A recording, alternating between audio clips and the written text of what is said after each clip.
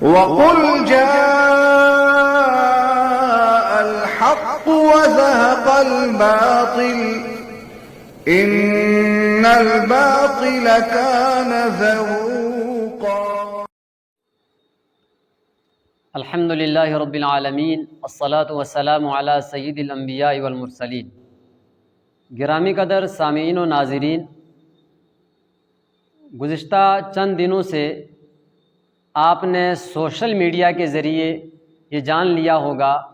کہ مینڈر کے ایک گاؤں کے اندر، ایک بستی کے اندر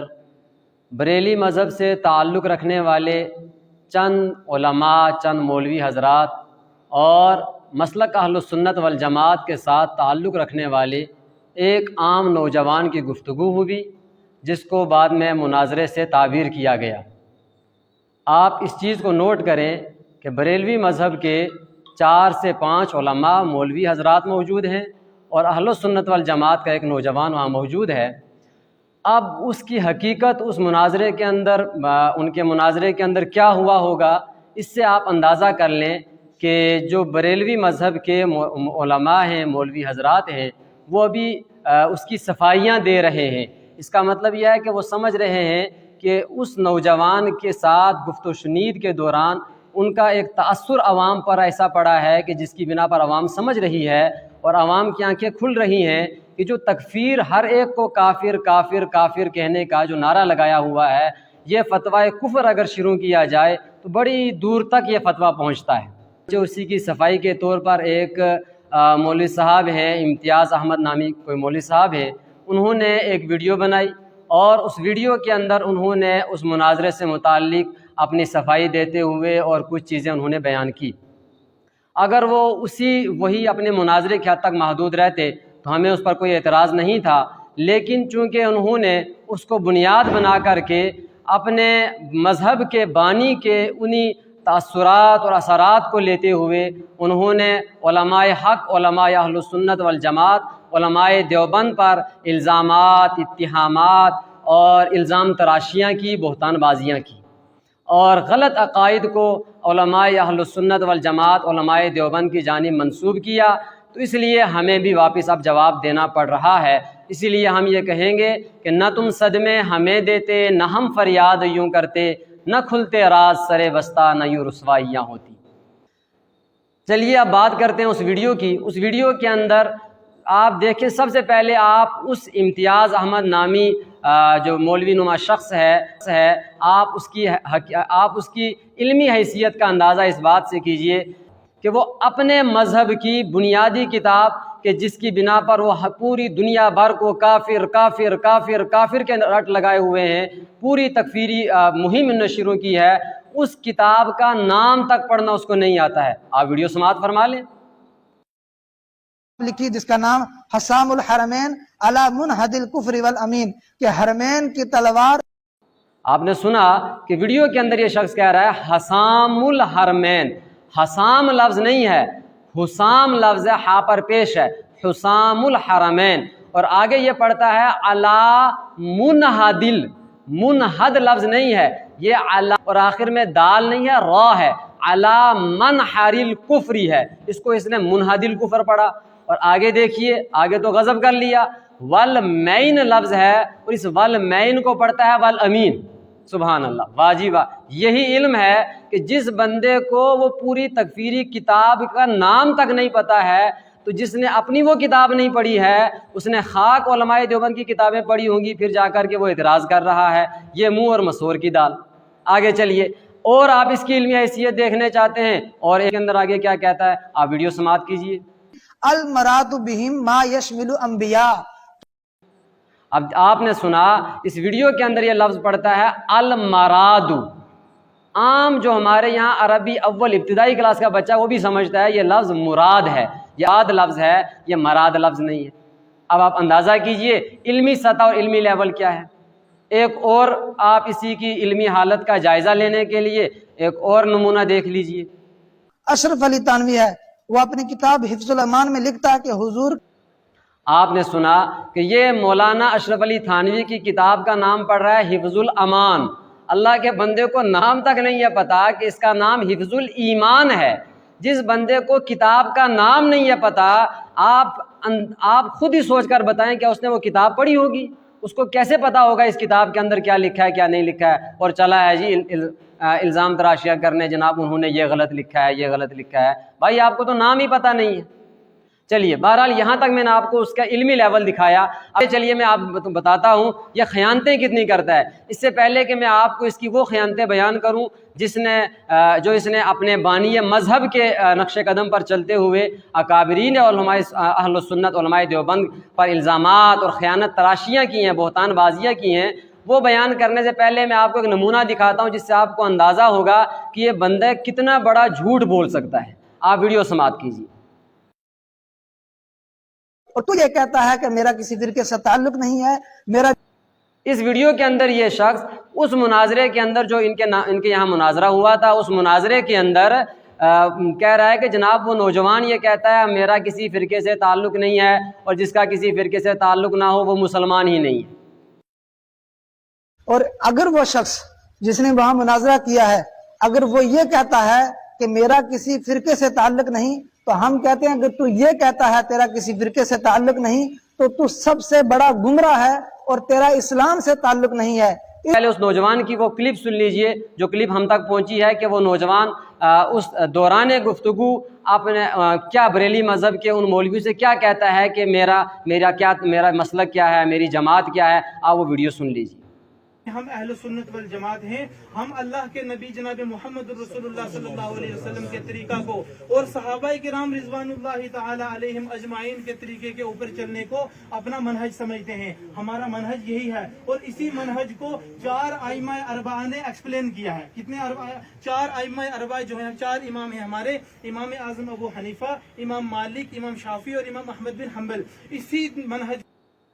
تو آپ نے سماعت فرمایا کہ وہ یہ کہہ رہا ہے کہ جناب میرا مذہب، میرا مسلک اہل سنت والجماعت ہے، میرا تعلق اہل سنت والجماعت کے ساتھ ہے۔ اور اب یہ بندہ کیا کہہ رہا ہے، یہ مولوی صاحب کہہ رہے ہیں کہ جناب جی آپ کا تعلق کسی فرقے سے نہیں۔ کیا مطلب کہ آپ کا تعلق چونکہ بریلوی مذہب سے نہیں ہے اس لیے گویا کیا مسلمان نہیں ہے، الیاذ باللہ۔ وہ بندہ کہہ رہا ہے میرا تعلق اہل سنت والجماعت کے ساتھ ہے۔ میں پوچھنا چاہتا ہوں کیا مسلک اہل سنت والجماعت کے جو عقائد ہیں کیا وہ عقائد صحیح نہیں ہے؟ کیا وہ مسلمانوں کے عقائد نہیں ہے؟ کیا آپ اہل سنت والجماعت کے ساتھ آپ کا تعلق نہیں ہے؟ میں آپ سے جاننا چاہتا ہوں اگر وہ نوجوان آپ سے کہہ رہا تھا کہ میرا تعلق مسلک اہل سنت والجماعت کے ساتھ ہے تو آپ کی ذمہ داری یہ بنتی تھی آپ یہ کہتے کہ مسلک اہل سنت والجماعت کے اندر 4 امام ہیں، امام اعظم ابو حنیفہ، امام مالک، امام شافعی، امام احمد بن حنبل رحمہم اللہ تعالی۔ آپ اس سے پوچھتے کہ بھائی آپ کا ان اماموں میں سے کس امام کی تقلید کرتے ہیں؟ اور جب وہ اگر امام ابو حنیفہ علیہ رحمہ کی تقلید کرتا ہے تو آپ پر لازم تھا کہ آپ اس کو کہتے یہ امام صاحب کی کتاب الفقہ الاکبر ہے، اور الفقہ الاکبر امام صاحب کی عقیدے کی کتاب ہے، اور اس کتاب کے اندر یہ عقیدہ یہ عقیدے لکھے ہوئے ہیں، کیا تمہارے یہ عقیدے ہیں یا نہیں؟ مسئلہ ختم، حل ہو جاتا وہاں پر۔ اور آگے چلیے تو آپ یہ کہہ سکتے تھے کہ اہل سنت والجماعت کے عقائد کی کتاب عقیدہ طحاویہ کے اندر دیکھ لیں کہ ان کے جو عقائد ہیں عقیدہ طحاویہ میں لکھے ہوئے کیا وہ عقائد اس نوجوان کے ہیں یا نہیں ہیں؟ تو آپ نے وہ نوجوان کہہ رہا ہے کہ میرا تعلق اہل سنت والجماعت کے ساتھ ہے، پھر بھی آپ کہتے ہیں جناب تمہارا چونکہ کسی فرقے سے تعلق نہیں ہے اس لیے تو مسلمان بھی نہیں ہے، اسلام سے تیرا تعلق نہیں ہے۔ کیا ہم اس پہ اب کیا رو سکتے ہیں اس پر کہ کیا قرآن کریم، کیا نبی اکرم صلی اللہ علیہ وسلم فرقوں کے اندر بند رہنے کی یہ نبی اکرم صلی اللہ علیہ وسلم کی تعلیمات تھی؟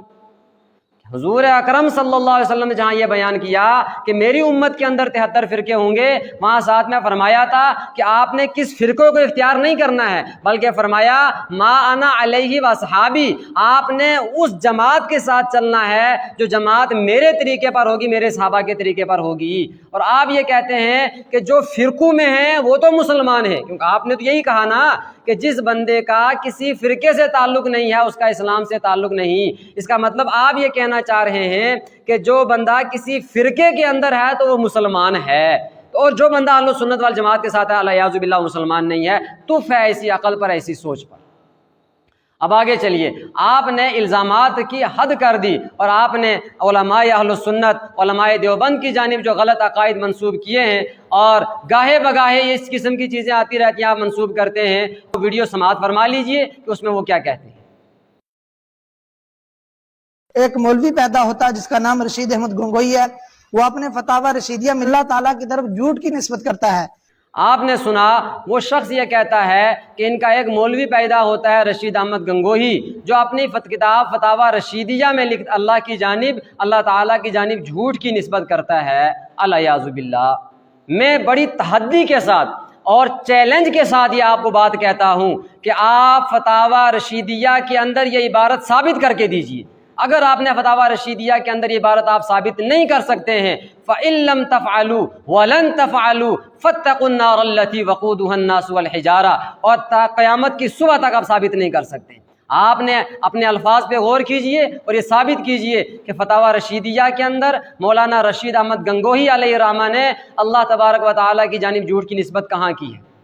گرامی قدر سامعین و ناظرین، یہ ان کی حیثیت ہے کہ اتنا بڑا جھوٹ بول رہے ہیں۔ میں آپ کو فتاوی رشیدیہ حضرت مولانا رشید احمد گنگوہی علیہ الرحمہ کی دکھا رہا ہوں، آپ اسکرین پر ملاحظہ کیجئے۔ فتاوی رشیدیہ جلد نمبر 1 صفحہ نمبر 118 پر حضرت مولانا رشید احمد گنگوہی علیہ الرحمۃ والرضوان سے سوال کیا گیا کہ ذات باری تعالی عز اسمہ موصوف بصفت کذب ہے یا نہیں، اور خدا تعالیٰ جھوٹ بولتا ہے یا نہیں، اور جو شخص خدا تعالیٰ کو یہ سمجھے کہ وہ جھوٹ بولتا ہے وہ کیسا ہے؟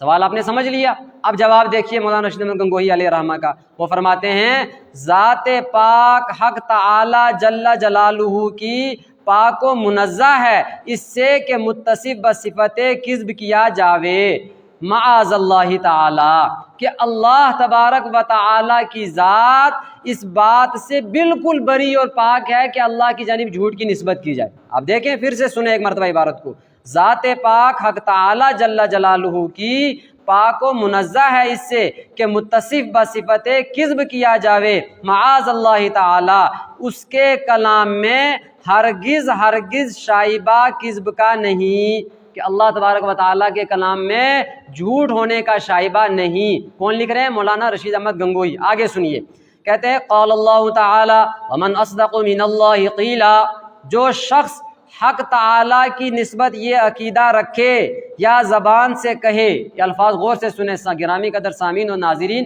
آپ سے بھی گزارش ہے آپ بھی سنیں تاکہ ان جیسے جو لوگ الزام تراشے کرتے ہیں آپ ان کے دھوکے میں نہ آئیں۔ یہ کہتے ہیں کہ جو شخص حق تعالیٰ کی نسبت یہ عقیدہ رکھے یا زبان سے کہے کہ وہ کذب بولتا ہے، وہ قطعاً کافر ہے، ملعون ہے، اور مخالف قرآن اور حدیث کا اور اجماع امت کا ہے، وہ ہرگز مومن نہیں۔ اور جو عالم یہ کہہ رہے ہیں کہ جو اللہ کی جانب جھوٹ کی نسبت کرتا ہے یا عقیدہ رکھتا ہے یا زبان سے کہتا ہے کہ نعوذ باللہ خدا جھوٹ بولتے ہیں، فرمایا کہ وہ مسلمان نہیں ہے، کافر ہے، ملعون ہے۔ اب بتائیں، ایسی ذات پر الزام لگایا جا رہا ہے کہ الیاذ باللہ یہ خدا کی جانب جھوٹ کی نسبت کرتے ہیں، کیا کہا جا سکتا ہے؟ آپ اس کا اگلا جھوٹ سماعت فرمائیں۔ بھی پیدا ہوتا ہے جس کا نام قاسم نانوتوی ہے، وہ اپنی کتاب تحذیر الناس میں لکھتا ہے کہ اگر حضور کے بعد کوئی نبی آ جائے تو خاتم النبیین پر کوئی فرق نہیں پڑے۔ کہتا ہے کہ ایک اور مولوی پیدا ہوا، مولوی قاسم نانوتوی، وہ اپنی کتاب میں لکھتا ہے کہ اگر حضور کے بعد کوئی نبی آ جائے تو خاتم النبیین میں کوئی فرق نہیں پڑے گا۔ یہ الفاظ وہ کہتا ہے۔ اس سے وہ ثابت کیا کرنا چاہتا ہے؟ آپ اس کی دوسری کلپ سماعت کیجئے، وہ کیا کہہ رہا ہے۔ کہیں عقیدہ ختم نبوت پر ڈاکہ ڈالا جا رہا ہے، کہیں اللہ، تو آپ نے سماعت کیا کہ اس کلپ کے اندر وہ کیا کہہ رہا ہے کہ عقیدہ ختم نبوت پر ڈاکہ ڈالا، مطلب وہ یہ ثابت کرنا چاہتا ہے کہ العیاذ باللہ اللہ فی الارض، بانی دارالعلوم دیوبند حضرت مولانا قاسم نانوتوی علیہ الرحمہ نے معاذ اللہ ختم نبوت کا انکار کیا ہے، وہ حضور کو صلی اللہ علیہ وسلم کو آخری نبی نہیں مانتے۔ کتنا بڑا جھوٹ ہے! مجھے حیرت ہوتی ہے کہ یہ لوگ جھوٹ بولنے سے بھی اتنا نہیں کتراتے ہیں کہ جھوٹ بھی کہتا ہوگا یار میں بھی اتنا جھوٹا نہیں جتنا تم نے جھوٹ بول کے جھوٹ کو بدنام کر دیا۔ میں آپ کو آپ کے سامنے حضرت مولانا قاسم نانوتوی علیہ الرحمہ کی کتاب تحذیر الناس ہی کا حوالہ پیش کرنے والا ہوں، آپ اس کو ذرا دیکھ لیجئے اسکرین پر۔ حضرت مولانا محمد قاسم نانوتوی علیہ الرحمہ تحذیر الناس میں لکھتے ہیں کہ اگر اطلاق و عموم ہے تب تو خاتمیت زمانی ظاہر ہے، یعنی خاتمیت زمانی حضور صلی اللہ علیہ وسلم زمانے کے اعتبار سے بھی سب سے آخر میں آئے ہیں، یہ ظاہر ہے۔ اور آگے کیا فرمایا؟ ورنہ تسلیم لزوم خاتمیت زمانی بدلالت التزامی ضرور ثابت ہے۔ یہ حضرت مولانا قاسم نانوتوی علیہ رحمہ دلائل بیان کر رہے ہیں۔ فرمایا کہ اگر دلالت التزامی کے ساتھ تو اسی آیت سے، آیت خاتم النبیین سے، حضور صلی اللہ علیہ وسلم کا آخری زمانے میں ہونا، آخری نبی ہونا، یہ تو ضرور ثابت ہے بدلالت التزامی سے۔ آگے چلیے، حضرت فرماتے ہیں ادھر تصریحات نبوی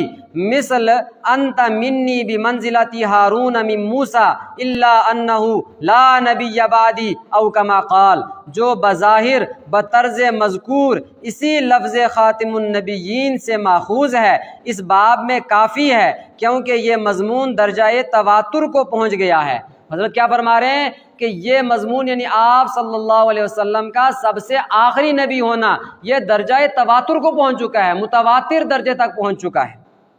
اور آگے فرمایا پھر اس پر اجماع بھی منعقد ہو گیا ہے، گو الفاظ مذکور بسند متواتر منقول نہ ہوں، سو یہ عدم تواتر الفاظ باوجود تواتر معنوی یہاں ایسا ہی ہوگا جیسا تواتر اعداد رکعات فرائض و وتر وغیرہ، باوجود کہ الفاظ احادیث مشعر تعداد رکعات متواتر نہیں۔ کہہ رہے ہیں کہ جس طرح فرض نماز میں فجر کی فرض نماز 2 رکعت ہے، ظہر کی 4 رکعت ہے، عصر کی 4 رکعت ہے، فرض مغرب کی 3 رکعت ہے، عشاء کی 4 رکعت ہے، پھر وتر 3 رکعت ہیں، تو کہہ رہے ہیں جس طرح یہ تعداد رکعات والی احادیث یہ الفاظ کے اعتبار سے تواتر کو نہیں پہنچتی ہیں لیکن معنی کے اعتبار سے تواتر کو پہنچ چکی ہیں، اسی طرح سے ختم نبوت والی احادیث بھی یہ تواتر معنوی کی حد تک پہنچ چکی ہیں۔ اور آگے کیا فرمایا، ذرا اس کو غور سے سننا، فرمایا جیسا اس کا منکر ایسا ہی اس کا منکر کافر ہوگا، کہ جس طرح کوئی بندہ کہے میں فجر میں 2 رکعت نماز نہیں مانتا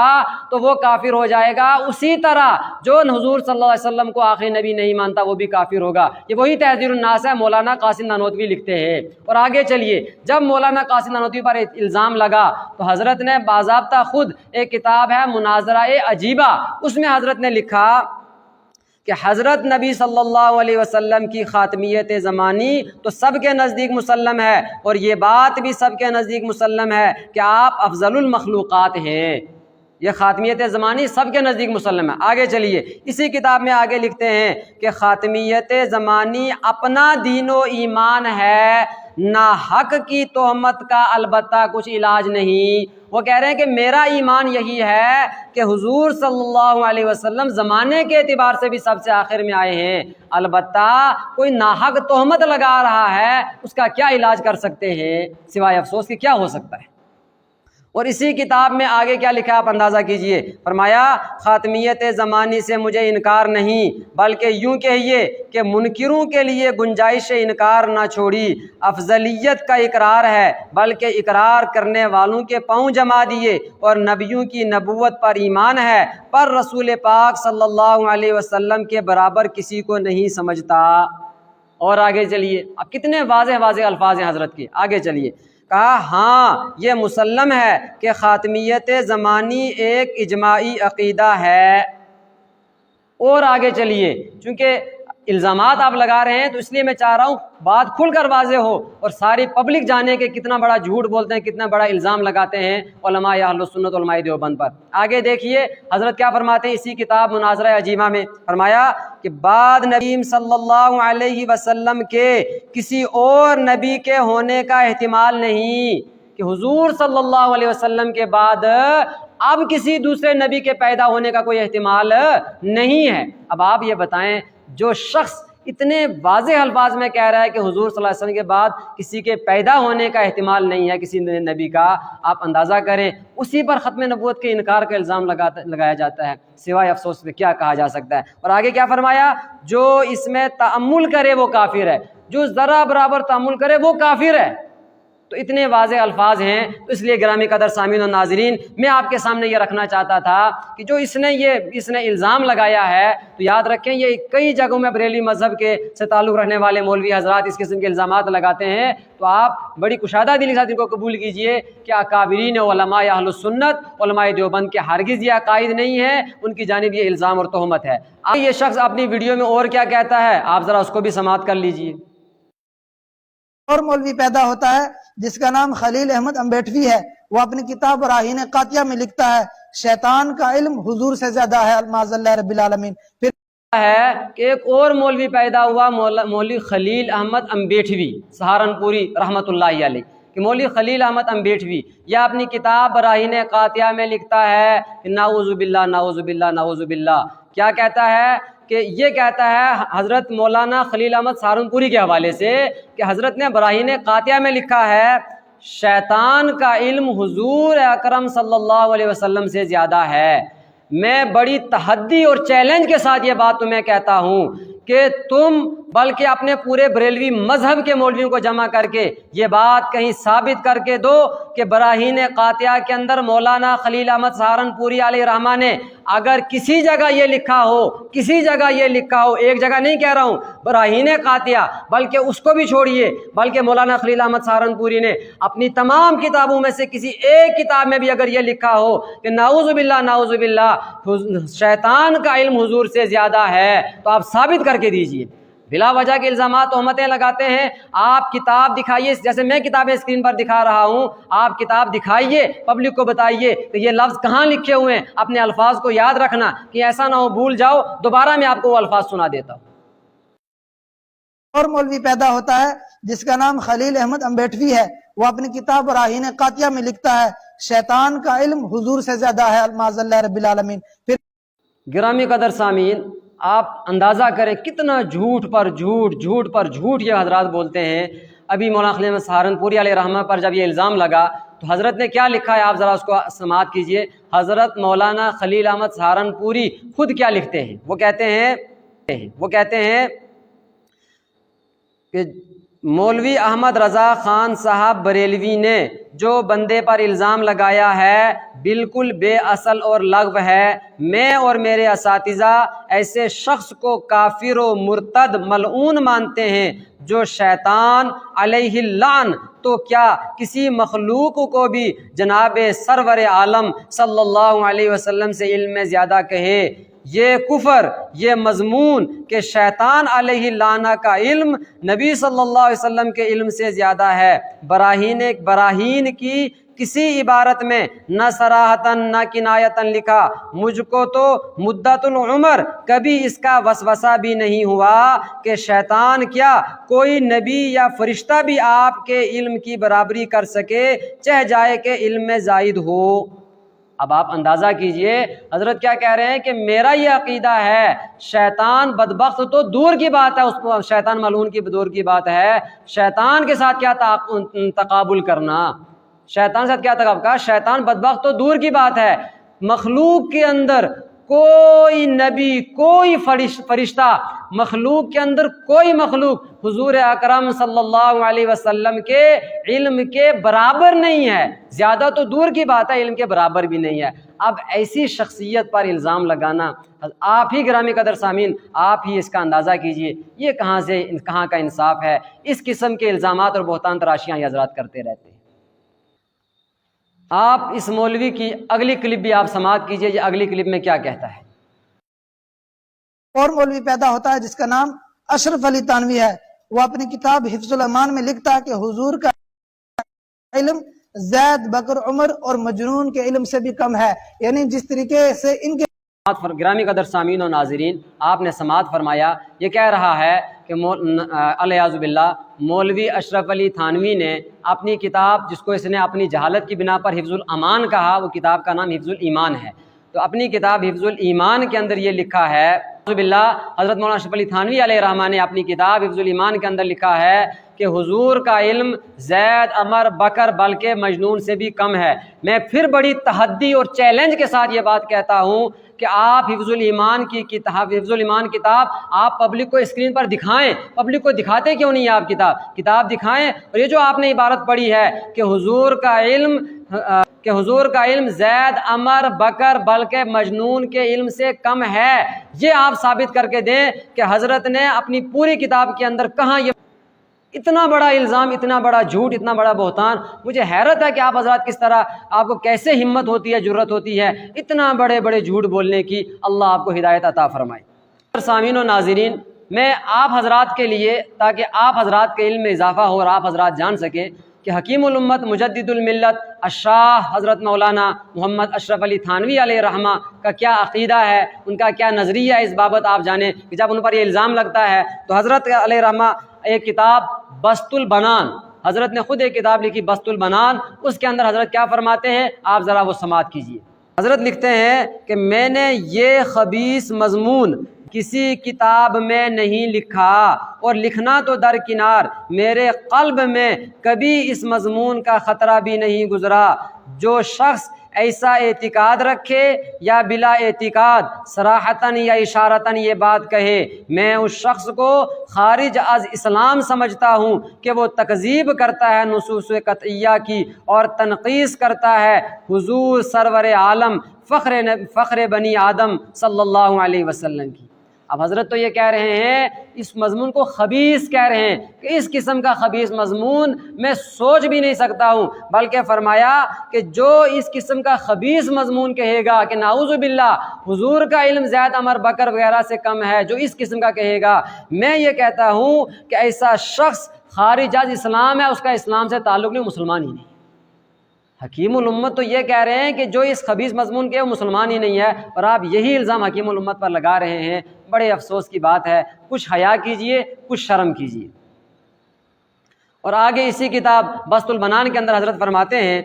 کہ بفضلہ تعالی میرا اور میرے سب بزرگوں کا عقیدہ ہمیشہ آپ کے افضل المخلوقات فی کمالات العلمیہ والعملیہ ہونے کے باب میں یہ ہے، بعد از خدا بزرگ تو ہی قصہ مختصر۔ کہہ رہے ہیں کہ حضور صلی اللہ علیہ وسلم افضل المخلوقات ہیں، علم میں بھی، عمل میں بھی آپ تمام مخلوق میں سب سے افضل ہیں۔ اور کہہ رہے ہیں اس کے متعلق ہمارا عقیدہ یہ ہے، بعد از خدا بزرگ تو ہی قصہ مختصر، کہ خدا کے بعد سب سے بلند مقام اور سب سے بلند مرتبہ حضرت نبی اکرم صلی اللہ علیہ وسلم کا ہے۔ اور فرمایا کہ کمالات علمیہ عملیہ دونوں کے اندر، اب آپ اندازہ کیجئے جو یہ کہہ رہا ہے، جو عالم صاحب یہ کہہ رہے ہیں کہ آپ صلی اللہ علیہ وسلم علم میں اور عمل میں کہا کہ خدا کے بعد سب سے بزرگ، سب سے بڑا کمال جو ہے وہ حضور نبی اکرم صلی اللہ علیہ وسلم کا ہے، وہ اس قسم کا خبیث مضمون، وہ اس قسم کا خبیث عقیدہ کیسے بیان کر سکتا ہے؟ فلہذا میں یہ بات آپ حضرات کے سامنے واضح کر دینا چاہتا ہوں کہ آپ نے اندغور کیا، کتنا جھوٹ بولا، کتنے غلط عقائد منسوب کیے۔ اسی طرح کے غلط عقائد منسوب کر کے اکابرین علماء اہل السنت، علماء دیوبند کو رحمہم اللہ تعالیٰ کو بدنام کیا جاتا ہے، غلط عقائد منسوب کیے جاتے ہیں۔ میں آپ سے بھی کہتا ہوں، اور اس بریلی مذہب سے تعلق رکھنے والے اس مولوی صاحب سے بھی یہ کہتا ہوں کہ اگر آپ کو یہ لگتا ہے عقیدہ وہ چیزیں جو چھپائی جاتی ہے، آپ کہہ سکتے ہیں جی عوام کو نہیں بتاتے ہیں، لیکن جو حضرات مدارس کے اندر پڑھتے ہیں تو کیا وہاں تو عقیدہ پڑھایا جاتا ہوگا نا۔ میں آپ سے یہ کہتا ہوں، آپ اپنا کوئی ایک بچہ دارالعلوم دیوبند بھیجیں، آپ اپنا ایک بچہ کسی دیوبندی مدرسے میں بھیجیں، آپ ناظرہ سے لے کر تخصص کرائیں، افتاء کرائیں، دورہ حدیث پڑھائیں، اور اوپر چلیں آپ کسی بھی شعبے کے اندر تخصص کرائیں، 10 سال مدرسے میں رکھیں، 20 سال مدرسے میں رکھیں، اور اس سے یہ پوچھیں کیا کوئی ایک بھی مرتبہ کسی نے تمہیں یہ عقیدہ پڑھایا؟ وہی عقائد کی کتابیں پڑھائی جاتی ہیں، عقیدہ تحاویہ، شرح عقائد، اور وہی کتابیں، وہی عقائد جو صحابہ کے تھے، جو نبی اکرم صلی اللہ علیہ وسلم نے صحابہ کرام کو سکھائے، جو اللہ تبارک و تعالیٰ نے قرآن کریم کے اندر بیان کیے، وہی عقائد، انہی عقائد پر گامزن اکابرین علماء اہل السنت، علماء دیوبند ہیں۔ اس لیے اختلاف، انتشار کو ختم کیجئے۔ ہم لوگ اتحاد امت کے داعی ہیں کہ تمام امت یکجا ایک پلیٹ فارم پر جمع ہو جائے، اللہ کے رسول، نبی کے کلام احکام، نبی کے فرمان، اللہ کے کلام پر متحد ہو جائے، جمع ہو جائے۔ اور جو حضرات اپنے آپ کو حنفی کہتے ہیں، امام ابو حنیفہ علیہ رحمہ اور فقہ حنفیہ سے منسوب کرتے ہیں، تو وہ حضرات بھی فقہ حنفی کو فالو کریں، فقہ حنفی کے مسائل دیکھیں، اور امام صاحب نے جو عقائد الفقہ الاکبر کے اندر دیے ہوئے ہیں ان عقائد پر عمل کیجیے۔ اور آخری گزارش یہ ہے کہ یہ صاحب جو مولوی صاحب مولوی امتیاز صاحب ہیں، یہ کتنا بڑا جھوٹ اور بہتان باندھتے ہیں، اور ان کی علمی سطح یہ ہے کہ انہوں نے اپنی کتاب حسام الحرمین بھی نہیں پڑھی، نام تک اس کا ان کو معلوم نہیں ہے، غلط نام پڑھتے ہیں۔ اور یہ عبارت تیرے مولوی احمد رضا نے لکھی تھی، جس پر بعد میں دستخط جھوٹ اور دھوکہ دہی سے دستخط ان سے کروائے تھے۔ مرتبہ خود آپ اپنی اس ویڈیو کو سنیں کہ آپ اس میں کیا کہہ رہے ہیں۔ جہاں اور ان مولویوں کے ان عقائد کو پیش کرنے کے بعد اعلیٰ حضرت نے جب یہ عقائد پیش کیے تو آپ اس میں کہہ رہے ہیں کہ مولوی احمد رضا خان صاحب نے علماء اہل سنت علماء دیوبند کے ان عقائد کو وہاں پیش کیا۔ میں آپ سے یہ کہنا چاہتا ہوں کہ جب یہ غلط عقائد مولوی احمد رضا خان صاحب نے وہاں پیش کیے، اور بعد ہی وہاں علماء حرمین شریفین نے 26 سوالات لکھ کر کے دارالعلوم دیوبند بھیجے کہ کیا یہ عقیدے آپ کے ہیں، یہ عقیدہ آپ کا ہے، یہ عقیدہ آپ کا ہے، یہ عقیدہ آپ کا ہے، یہ لکھ کر کے بھیجے، اور علماء دیوبند کی جانب سے مولانا خلیل احمد سہارنپوری علیہ رحمہ نے ان کے جوابات لکھے، تمام اکابرین علماء دیوبند کے دستخط ہوئے کہ یہ ہمارے عقائد ہیں۔ پھر یہ عقائد جو علماء دیوبند کے تھے یہ حرمین شریفان کے علماء کے پاس پہنچے، مصر کے علماء، شام کے علماء، دمشق کے علماء، اور مکہ کے علماء، مدینہ کے علماء، حرمین شریفین اور ان علماء کے پاس پہنچے۔ انہوں نے باضابطہ تصدیقی دستخط کیے کہ یہ حضرات ہرگز کافر نہیں ہیں، یہ مسلمان ہیں، اہل حق ہیں۔ آپ کس فتوے کی بات کرتے ہیں؟ انہی علماء حرمین کا بعد میں دوبارہ فتویٰ آ گیا تھا کہ ہم سے یہ جو لیے گئے تھے غلط عقائد منسوب تھے، چونکہ انہوں نے اس میں لکھا تھا بعض علماء نے تصدیق کرتے ہوئے کہ اگر ان کے یہ عقائد ہیں پھر تو وہ کافر ہیں، لیکن اب چونکہ یہ ان کے یہ عقائد ہیں ہی نہیں، جیسے کہ انہوں نے وہاں علماء حرمین کو جوابات لکھے تو علماء حرمین نے دستخط کر دیے کہ ان کے عقائد درست ہیں، ٹھیک ہیں۔ اور اس کے بعد ہندوستان کے بھی براۃ الابرار نامی ایک کتاب ہے، اس کے اندر ہندوستان کے جید علماء 600 سے زائد جید علماء کے فتاوی جات موجود ہیں کہ علماء دیوبند مسلمان ہیں، اور علماء دیوبند کی تکفیر کرنا ناجائز ہے، غلط ہے، بالکل درست نہیں ہے۔ اور مولانا مفتی خلیل احمد خان قادری برکاتی نے بھی باضابطہ فتوی تکفیر سے اتفاق نہیں کیا، اور انہوں نے بھی باضابطہ انکشاف حق نامی کتاب لکھ کر کے یہ بات واضح کر دی کہ جو عقائد منسوب علماء دیوبند کی جانب کیے جاتے ہیں یہ غلط ہیں۔ اس کے علاوہ پیر مہر علی شاہ صاحب گولڑا شریف، پیر سید غلام محی الدین شاہ صاحب، پیر جماعت علی شاہ صاحب، جسٹس کرم شاہ صاحب، اور بھی بہت سارے مشائخین کرام، اور خود ہمارے اسی جموں کشمیر کے ایک روحانی خانوادے کے عظیم مسلمہ روحانی ولی کامل بزرگ حضرت میاں بشیر احمد صاحب رحمۃ اللہ علیہ رحمۃ واسعہ، انہوں نے بھی اس کا اعتراف کیا۔ انہوں نے بھی فرمایا کہ وہ علماء دیوبند کی ہرگز تکفیر تو دور کی بات ہے، وہ ان کو صحیح العقیدہ اور پکا صحیح العقیدہ اور پکا اور سچا حنفی سمجھتے ہیں۔ اور اس کے علاوہ بھی چنانچہ ان کی نماز انہوں نے کئی ایک دیوبندی علماء کی نماز جنازہ پڑھائی ہیں، دارالعلوم دیوبند سفر بھی کیا ہے، تو فلہٰذا بہت یہ تکفیر والے کفر والے فتوے غلط ہیں۔ موجودہ دور کے اندر ڈاکٹر طاہر القادری صاحب جو بریلویوں کے شیخ الاسلام ہیں وہ بھی فتوی تکفیر سے اتفاق نہیں رکھتے ہیں، اور اس کے علاوہ ہندوستان کے اندر بھی ایسے علماء ہیں جو بھی فتوی تکفیر سے اتفاق نہیں رکھتے ہیں۔ اور آخری گزارش یہ ہے کہ اگر علماء حرمین اور علماء عرب کے فتوے کی بات ہے، آج بھی علماء حرمین موجود ہیں، آپ جائیے ان سے فتویٰ لیجئے علماء دیوبند کے بارے میں وہ کیا عقیدہ رکھتے ہیں، وہ کیا نظریہ رکھتے ہیں، وہ کیا فتویٰ دیتے ہیں۔ وہ تو علماء دیوبند کو اپنے اجلاسوں میں شریک کرتے ہیں، اپنے یہاں بلاتے ہیں، ان کے ہاتھ چومتے ہیں، ان کے پیچھے نمازیں پڑھتے ہیں، اور رابطہ عالم اسلامی جو عالم اسلام کا ایک موقر معتبر ادارہ ہے، اس ادارے کے تاسیسی اراکین کے اندر دیوبند کی شخصیات شامل رہی ہیں۔ حضرت مولانا ابو الحسن علی میاں ندوی علیہ رحمہ، مولانا منظور احمد نعمانی علیہ رحمہ، اور مولانا سید محمد رابع حسنی ندوی علیہ رحمہ، یہ اس کے تاسیسی ارکان میں شامل تھے۔ اور اس وقت بھی رابطہ عالم اسلامی کے تاسیسی رکن ناظم تعلیمات دارالعلوم دیوبند اور دارالعلوم دیوبند کے صدر المدرسین حضرت مولانا سید ارشد مدنی دامت برکاتہم العالیہ وہ رابطہ عالم اسلامی کے رکن تاسیسی ہیں، فلہٰذا آپ کیسے کہہ سکتے ہیں کہ یہ حضرات کہ علماء عرب علماء حرمین کی تکفیر کرتے ہیں؟ آج بھی جامعہ ازہر موجود ہے، آپ جامعہ ازہر میں جائیے، آج یاد رکھیں پوری عرب بالعموم عرب کے اندر اور خاص طور سے علماء ازہر میں تو ایک بھی عالم ایسا نہیں ہے جو علماء دیوبند کی تکفیر کرتا ہو۔ فلہٰذا آپ سے گزارش یہ ہے کہ نمبر ایک اپنے عقائد درست کیجئے اور دعا کیجئے اللہ تبارک و تعالی حق بات کو حق سمجھ کر اس پر عمل کرنے کی توفیق عطا فرمائے۔ میں نے آپ کے سامنے علماء دیوبند کی جانب جو غلط عبارات غلط عقائد منسوب کیے جاتے تھے ان کی حقیقت آپ کے سامنے رکھی ہے۔ اللہ تبارک و تعالی مجھے بھی اور آپ سب حضرات کو بھی تمام سامعین کو ہدایت عطا فرمائے، صراط مستقیم پر گامزن فرمائے۔ اللہم ربنا ارنا الحق حقا وارزقنا اتباعہ وارنا الباطل باطلا وارزقنا اجتنابہ، وآخر دعوانا ان الحمد للہ رب العالمین۔